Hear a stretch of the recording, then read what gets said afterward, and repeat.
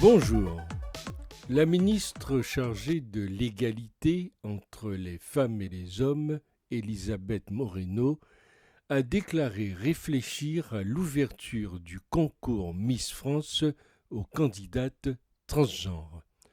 Elisabeth Moreno doit prendre des vacances, aux États-Unis si possible, pour fortifier son woke et nous ramener d'autres éléments toujours aussi stupides les uns que les autres.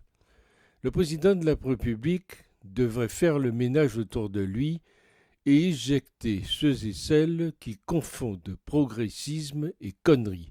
Ce n'est jamais bon de se déplacer avec des boulets. On se demandait à quoi servait cette Madame ministre et à quoi pouvait bien servir son ministère.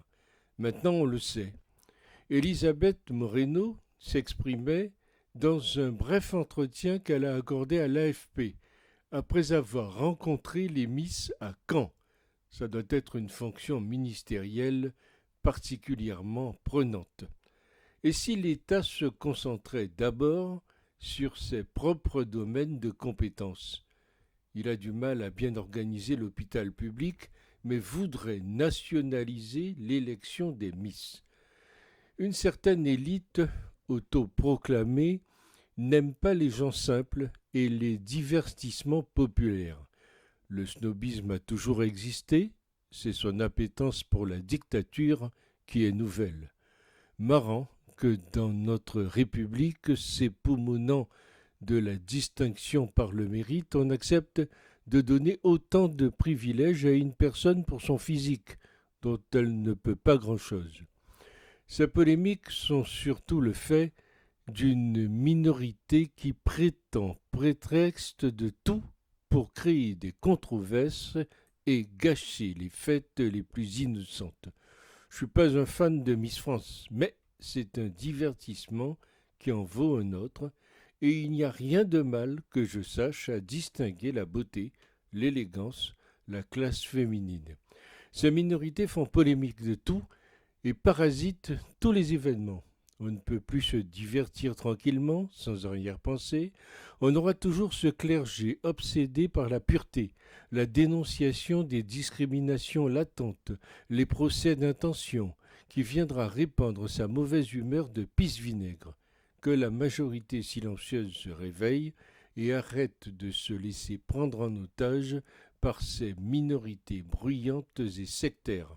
Quelques règles simples: ne plus répondre à un mail qui emploie l'écriture dite inclusive, ne plus voter pour que quelqu'un qui montre la moindre faiblesse vis-à-vis du wokisme, de la cancel culture et de tous les lobbies bien pensants, et puis les émissions, les magazines, les films qui donnent dans ces délires de genre et d'autres, vous serez étonné du résultat.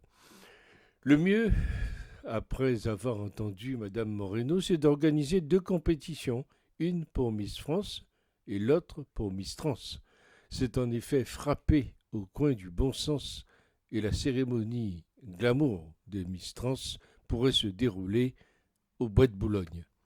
Mais fichez la paix à ces jeunes femmes. Elles sont belles et veulent profiter de leurs atouts. Elles ont choisi librement de se présenter à ce concours. Ce féminisme moralisateur à 2 balles commence d'ailleurs sérieusement à emmerder pas mal de monde. Et ce monde, on peut comprendre le plaisir qu'en tirent certains spectateurs. Les filles sont magnifiques et loin d'être sottes, et leur beauté peut faire rêver. Personnellement, regarder une Wonder Woman élevant 10 enfants avec la poitrine qui tombe ne m'intéresse pas, ainsi qu'une Miss défilant les seins nus pour lutter contre le cancer, ce n'est pas le sujet de cette fête. Laissez rêver les gens qui sont intéressés par ce genre de spectacle, mais pour qui se prennent ces féministes pour dire ce qui est bien ou ce qui est mal.